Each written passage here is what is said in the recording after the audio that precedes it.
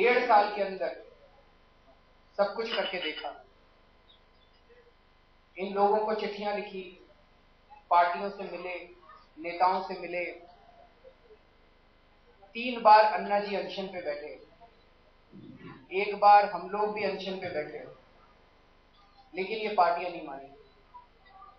सरकार ने, इन सारी पार्टियों ने मिलकर धोखा दिया, हर कदम पे धोखा दिया। पहले कांग्रेस ने, यूपीए ने धोखा दिया और उसके बाद देखा कि संसद में सारी पार्टियों ने धोखा दिया। तो धीरे धीरे समझ में आने लगा कि जब तक इस देश की राजनीति नहीं बदलेगी, धीरे धीरे समझ में आने लगा कि ये सारी पार्टियों ने चोरी कर रखी है, सारी पार्टियां मिलके गड़बड़ करती हैं, मिलके भ्रष्टाचार करती हैं, एक दूसरे की मदद करती हैं, और अगर कोई पकड़ा जाए तो सारी पार्टियां एक दूसरे को बचाने के लिए दौड़ती हैं। तो ये समझ में आने लगा कि जब तक ये राजनीति नहीं बदलेगी, तब तक ये जन लोकपाल नहीं आ सकता, तब तक भ्रष्टाचार से देश को मुक्ति नहीं मिल सकती, तब तक महंगाई से देश को मुक्ति नहीं मिल सकती। इसीलिए अगस्त का जो इस साल अनशन हुआ, उसके अंत में ये निर्णय लिया गया कि अब ये आंदोलन सक्रिय रूप से राजनीति में उतरेगा। मजबूरी में हम लोगों को राजनीति में उतरना पड़ा। हम लोग कोई नेता नहीं है, हम लोगों को राजनीति नहीं आती है, हम लोग इस देश के आम आदमी हैं, गिरे पड़े आदमी जो दुखी हैं इस देश के भ्रष्टाचार से, महंगाई से।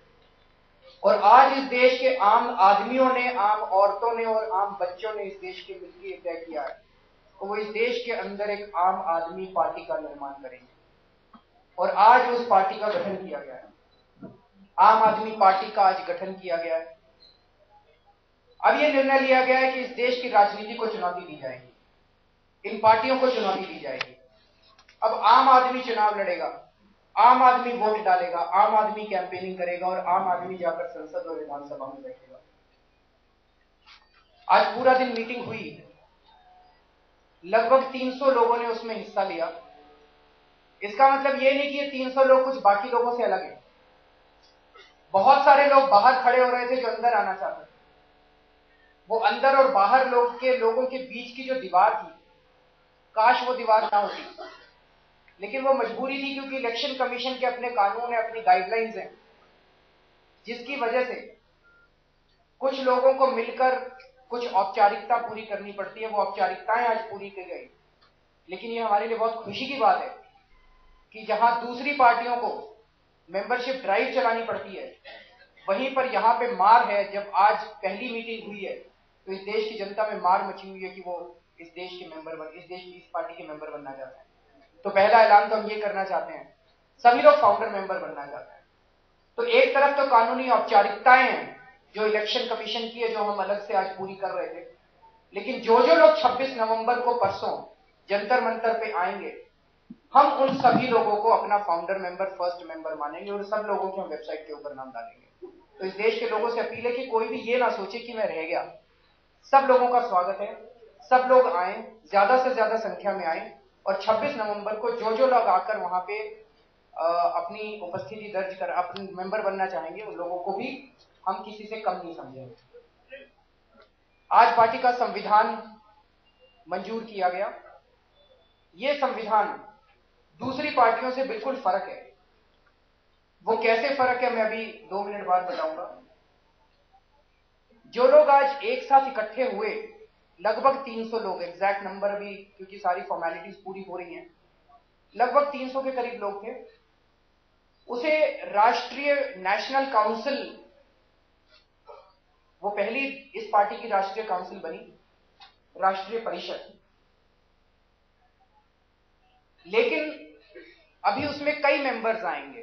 जो संविधान बना है उसमें लिखा है कि राष्ट्रीय काउंसिल के अंदर इस देश की हर डिस्ट्रिक्ट का एक रिप्रेजेंटेटिव होगा। तो अभी आने वाले कुछ महीनों के अंदर इस देश की हर डिस्ट्रिक्ट के अंदर डिस्ट्रिक्ट कमिटीज बनाई जाएंगी। वो डिस्ट्रिक्ट कमिटीज अपना एक रिप्रेजेंटेटिव राष्ट्रीय काउंसिल में भेजेंगे, नेशनल काउंसिल में। तो ये राष्ट्रीय काउंसिल ऑटोमेटिकली धीरे धीरे बढ़ती जाएगी। इस राष्ट्रीय काउंसिल ने आज एक नेशनल एग्जीक्यूटिव का इलेक्शन किया, राष्ट्रीय कार्यकारिणी का इलेक्शन किया। कॉन्स्टिट्यूशन के हिसाब से उसमें 30 लोग हो सकते हैं, लेकिन आज केवल 23 लोगों का चयन किया गया। उसके अलावा 5 लोग और हो सकते हैं, 30 के अलावा 5 लोग और हो सकते हैं जो कि पिछड़ी जातियों, ओबीसी, माइनॉरिटीज, अगर उनका इनएडिक्वेट रिप्रेजेंटेशन है तो वो भी हो सकते हैं। तो 30 से 35 लोग इसमें हो सकते हैं, लेकिन आज 23 लोगों का इलेक्शन किया गया। और उसका एक कारण ये भी है कि अभी ऐसा लगता है कि इसके अंदर महिलाओं की थोड़ी कमी है, तो वो जितनी खाली सीट हैं उसमें हम चाहेंगे कि महिलाएं और दूसरे वर्गों के क्षेत्र लोग भी आए। इस जो नेशनल एग्जीक्यूटिव है, इसकी पहली मीटिंग कल शाम को 6 बजे होगी, जिसमें कि इसके ऑफिस बेयरर्स का नेशनल एग्जीक्यूटिव कॉन्स्टिट्यूशन के हिसाब से ऑफिस बेयरर्स डिसाइड करेगी। वो कल शाम को 6 बजे मीटिंग होगी, उसमें ये डिसाइड होगा। इस नेशनल काउंसिल ने आज एक विजन डॉक्यूमेंट अडॉप्ट किया जिसके 2 हिस्से हैं। पहला हिस्सा है जो ये कहता है कि हम इस देश के अंदर स्वराज लाना चाहते हैं। आजादी के वक्त जिन जिन लोगों ने आजादी की लड़ाई लड़ी थी, उन्होंने एक सपना देखा था। वो सपना हमारे देश के संविधान के प्रियम्बल में बहुत खूबसूरती से लिखा गया है। प्रियम्बल बताता है कि हम किस तरह का भारत चाहते हैं। लेकिन आज 65 साल के बाद का भारत उस प्रियम्बल के बिल्कुल उल्टा है। जो जो चीज उस प्रियम्बल में लिखी है आज के भारत में सारी उल्टी है। तो ऐसा भारत क्यों हो गया? वो इसलिए हो गया क्योंकि हमने भारत का सपना तो एक देखा, लेकिन उसको इंप्लीमेंट करने का ढांचा बिल्कुल उल्टा बनाया। वो ढांचा हमने अंग्रेजों वाला रखा। अंग्रेजों के टाइम पे पूरी की पूरी ब्यूरोक्रेसी और पूरी की पूरी सरकार ब्रिटिश क्वीन की तरफ जवाबदेह थी, और आजादी के बाद ये पूरा का पूरा ढांचा पॉलिटिशियंस के प्रति जवाबदेह हो गया।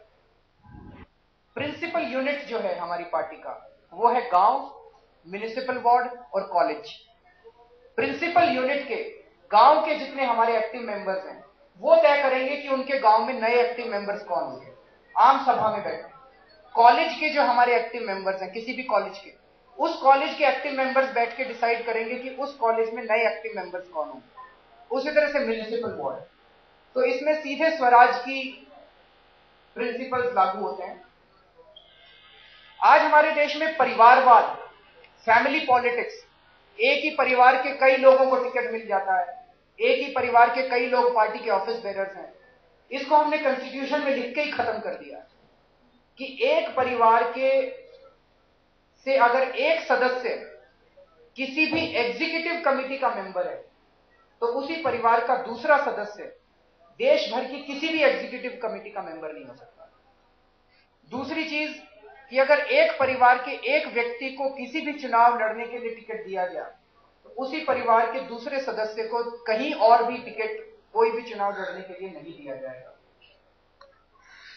इस पार्टी में महिलाओं और युवाओं के लिए खास स्थान है। हर पार्टी महिलाओं को और युवाओं को फ्रिंजेस पे रखती है। एक महिला विंग होता है, एक छात्र विंग होता है। उनका काम केवल ये होता है कि रैलियों में झंडे उठाना पार्टियों के और उनके साथ करना। उस पार्टी की निर्णय प्रक्रिया में महिलाओं की और युवाओं की कोई भागीदारी नहीं है। हमने इनका विशेष स्थान रखा है। महिलाओं के लिए और युवाओं, छात्रों के लिए स्पेशली हर एग्जीक्यूटिव में कुछ सीट्स अलग से रखी गई हैं, जो कि जहां पर केवल महिलाएं और छात्र आ सकते हैं। और दूसरी चीज, जो हमारी प्राइमरी यूनिट है, गांव के लेवल पे, म्युनिसिपल वार्ड के लेवल पे, कॉलेज के लेवल पे, उसमें हमने 2 कन्वीनर का स्थान रखा है, एक कन्वीनर और एक ज्वाइंट कन्वीनर। उनमें से एक का महिला होना आवश्यक, कम से कम एक। दोनों महिला हो तो कोई दिक्कत नहीं है, लेकिन कम से कम एक महिला होनी चाहिए। आप यानी आम आदमी पार्टी की पहली प्रेस कॉन्फ्रेंस हो रही है, अरविंद केजरीवाल के साथ योगेंद्र यादव भी मौजूद है। आइए सीधे वहीं लिए चलते हैं। सबसे भारी बोझ होता है। आज इस देश में आम लोगों ने जो आशा बांधी, उसका बोझ हम सब पे ऐतिहासिक जिम्मेवारी बांधता है। और इस पार्टी में शामिल हम सब लोग इस काबिल होने की कोशिश करेंगे कि हम उस आशा को कुछ मायनों में फलीभूत करे। बाकी तकनीकी चीजें जो सब हमारे साथियों ने बताई है, प्रशांत जी को जोड़ना चाहिए।